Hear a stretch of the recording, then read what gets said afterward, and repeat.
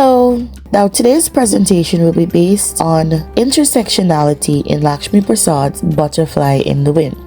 Now, this novel gives us a deep and emotional look into how one young Indo-Trinidadian girl, Kamla, navigates a world where her gender, culture, religion, class, and race all intersect to shape her experiences.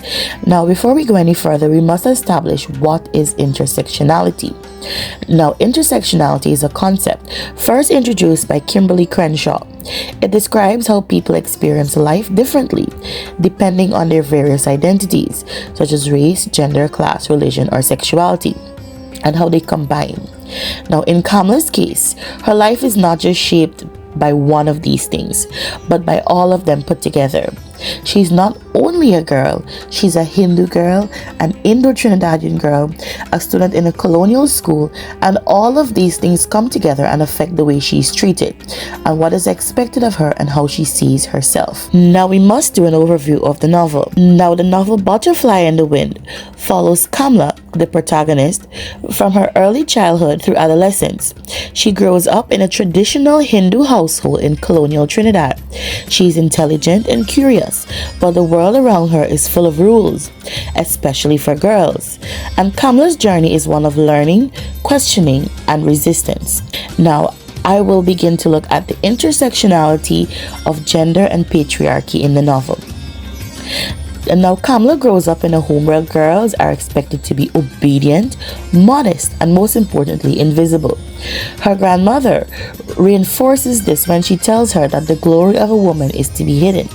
This statement reflects a deep-rooted cultural expectation that women should remain silent, passive, and confined to the private sphere.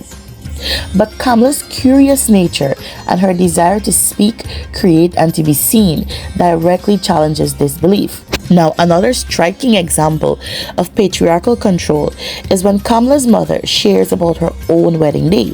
She related that she knew the identity of her husband only 3 days after marriage. She explained that, and I quote, "Besides, we were taught to never look people in the face, especially men. That kind of boldness we did not have." End of quote. They were admonished to keep up the good name of the family by staying in line with strict adherence to cultural norms and rules. This act of silencing, where a bride is denied even the right to look at her husband, captures the extent to which women's agency is restricted and erased through tradition. Kamla's experiences show how intersectionality works in her life. She isn't only constrained because she's a girl. Her oppression is shaped by the fact that she's an Indo-Caribbean girl in a traditional, post-colonial, and patriarchal society. Gender expectations, cultural norms, and generational teachings all overlap to suppress her voice and identity. These intersecting systems make it harder for her to claim space or imagine a future beyond marriage and motherhood. Now, we must know that Kamla's story is not unique, because even today in parts of rural Guyana, many girls face similar tensions, torn between honoring their families and finding their own voices. Her story gives us a powerful insight into how gender, culture, and tradition can combine to limit a girl's life, but also how voice and resistance can begin. Good evening, my name is Keisha George, and I'll be focusing on the religion and cultural expectations and social class and education. So, in Butterfly in the Wind, Kamla's Hindu faith deeply shapes her identity, but it also creates tensions. Now, under religion and cultural expectations, we'll be looking at 3 areas. The first one, Hindu rituals clashing with Kamla's values. Now, this is evident with Kamla's discomfort at her Catholic school's end-of-year party, where it reveals that a conflict between Hindu modesty and her peers' liberal behavior. So while her classmates were viewing dancing with boys as innocent pleasure, Kamla's upbringing deems it improper. And I'm quoting from page 168. "I felt it might be all right for Christians to see this as innocent pleasure, but my Hindu upbringing would not compromise such a stance." End of quote. So this clash highlights how ritualistic norms sometimes contradict her natural curiosity or desire for social integration. Her inner conflict, feeling isolated yet morally resolved, shows the tension between rigid traditions and personal adaptability. Next, we have religion reinforcing obedience. Now, Kamla's initial acceptance of hierarchical religious authority is evident in her Shivatri temple visit, where she dutifully distributes coins to the poor. Now, though her act is compassionate, the way she went about it, by prioritizing those at the back, mirrors Hinduism's emphasis on duty and social order. Similarly, her father's advice, I'm quoting, devout Hindus and Christians have more in common, page 142, shows faith as a system to accept rather than question. So even Kamla's mother, despite her open-mindedness, adheres to Hindu-Muslim coexistence as a moral obligation and not a choice. So their neighbor was Muslim, and although the Muslim neighbor, she was not too friendly at first. Maharajan, which is Kamla's mother, was very persistent in having her around and having them coexist in not a hostile environment. She wanted them to be friends. Next, we have conflict between faith and personal freedom. So the Catholic schools believe that only Catholics are favored by God, directly challenges Kamla's belief. Her confusion stems from Hinduism's teaching that virtue, not labels, pleases God. So this is where Kamla struggles to balance the school's strict rules with her own beliefs, until her father steps in with practical advice. And I had mentioned this before, but I'll requote. Devout Hindus and devout Christians have more in common than they think, and the rascals on both sides too. Were you to become a Catholic, you would be moving from one imperfection to another. And that's taken from page 142. Okay, so now we'll move on to social class and education. And under this, we'll be looking at two different areas. The first one is Kamla's cultural background limits her opportunities. So her cultural background created barriers for her, and this is clearly evident when she was not selected to attend the St. Joseph's Convent School after Fatima's Girls High School was closing down. So although she consistently had good grades, and she was not considered at all a candidate for the transfer since she was not Catholic, she was Hindu, so they did not select her for this transfer, and this limited her opportunity for a betterment because at a young age, because the St. Joseph's Convent was one of the finest girls' schools on the island, and that's on page 143. Next, education symbolizes liberation and inequality. So education is Kamla's path to freedom, but it also highlights the unfairness, and one of that is liberation. So Kamla's mother had agreed for her to attend the better school, and believing that education helps women escape bad marriages and gain independence. And I'm quoting here from page 132. If heaven forbid she should not be blessed in marriage, it would be better for her to leave her husband's home and find a job. End of quote. So her mother was actually talking to her uncle at this point, where she was trying to convince the uncle to have his daughter, go to a better school as well. Kamla was also later in the novel given the opportunity to study abroad, transforming her life. It was something unheard of for most village girls.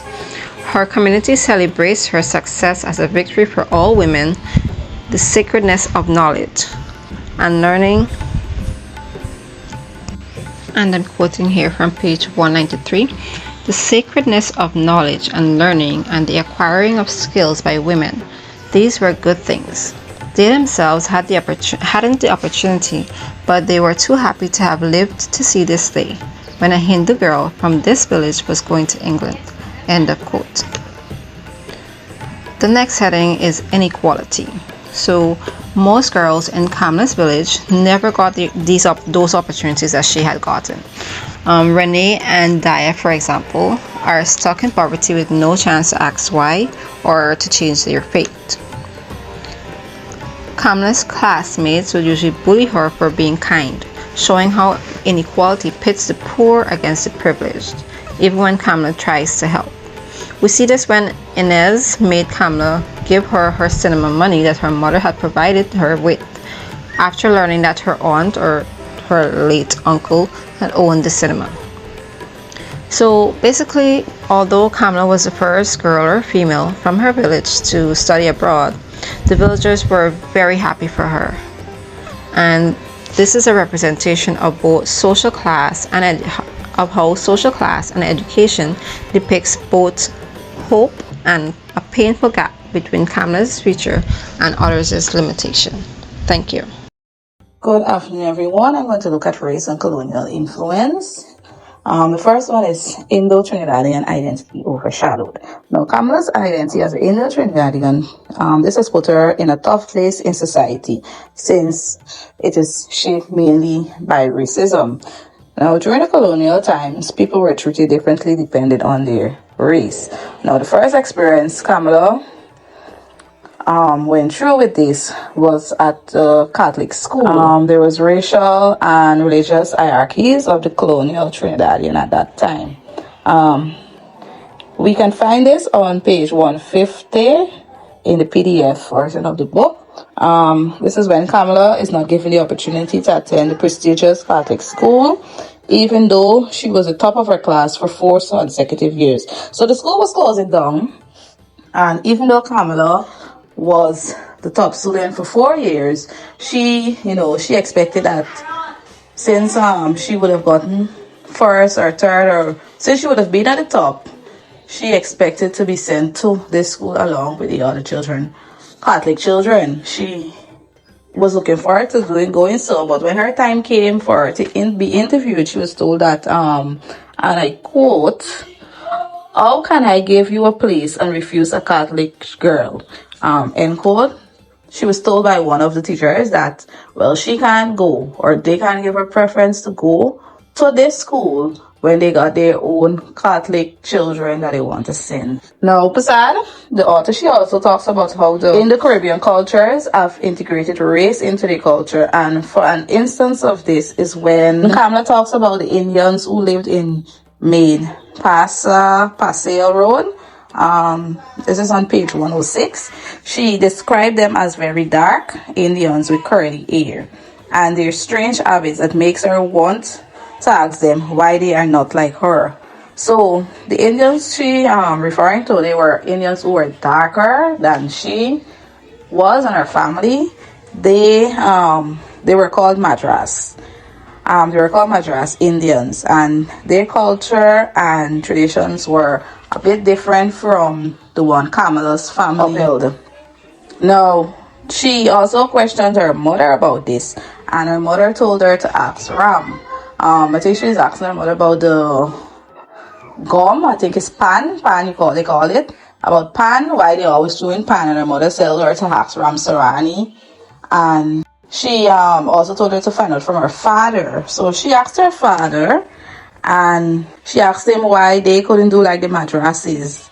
And he reminded her that she belonged to a Santanist community, and she will have to always explain herself. So, in other words, he was telling her if she decides to do like the Madras Indians, the community where they are currently living in, she will have to every day will say why she decides this, why that with. Because for the community, the Madrasis were a different people because they were darker than them. Now we're going to look at colonial influence. Poussin compares colonial rule in Trinidad to that of a British apartheid. Now that's on page 81. At school, Kamala is frequently exposed to the British colonial stories, their poems, their songs, and she was even taught the British anthem. For instance, she asks She questions her teacher, Mr. Braffit, as to why the queen would want to honor men who started the slave trade. It's on page 53. He scolds her, and calls her, and by calling her insolent for questioning the colonial rules, showing that the suppression of one's critical thought and reinforcement of colonial ideologies. Kamala, she couldn't give her thoughts, or she couldn't say what was on her mind or in her thoughts about the old colonial rule. And so when they say the suppression of one's critical thought and reinforcement of the colonial ideologies, he was doing just that. She couldn't say what she wanted. She couldn't say what she thought. She had no voice. She had to go with the colonial rules. She was also torn between her Hindu upbringing and the Western Christian values, which was forced on her by the colonial society. Here again, she feels that she had to adopt to the Western way of things, but at the same time, she was questioning her cultural practices. She was in between. Should I keep my culture, my in Indian culture, because she's an Hindu, or should she just adapt and do what she's been taught? She had to learn about puja, going to the temple and praying. For one instance, there was a celebration of, I think it was Shiva, and her mother had taken her, and for her it was a bit strange. Well, that's what I got it from reading it.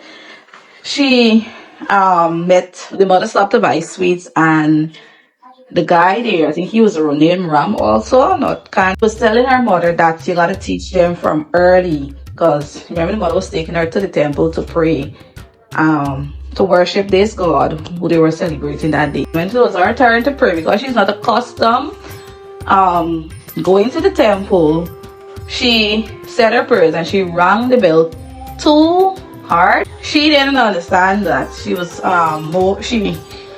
more in tune to this British upbringing, because remember she's mostly at school. There she would have to say the prayers, there she would have to say the pledge, there she had learned how to she had learned poems, songs, everything British. So nothing Hindu was being taught to her at the school where she spent most of her time. That was being done at home. Thank you. Now, in conclusion, Butterfly in the Wind by Lakshmi Prasad is not just about Kamala's life. It's about how intersectionality shapes her world. Her story shows us that gender alone isn't the only thing that silences her. It is the intersection of gender, culture, family expectations, and colonial history that make her voice feel small. Through intersectionality, we see that Kamala is not just a girl. She's an Indo-Caribbean girl growing up in a post-colonial society under strict Hindu traditions, in a home where silence is seen as an honor. These overlapping forces make it even harder for her to speak, to dream, or to choose her own path. But Kamala does not give up. Even as she struggles, she resists in quiet ways. By reading, by questioning, and by writing. Her voice is shaped by her intersectional oppression. It is also shaped by her intersectional strength, passed down from generations of women who endured and survived. Her story helps us to understand that real change comes when we stop looking at identity in one dimension. We must ask, how do race, gender, class, and culture come together to either silence or empower someone? Even today in parts of Guyana and across the Caribbean, many girls are still caught in the same web that Kamala faced. Intersectionality helps us to see them more clearly and also reminds us to create spaces where their voices are heard. Kamala's journey doesn't end in full freedom, but she does find her voice. And in a world that tried to keep her invisible, that is a powerful act of resistance.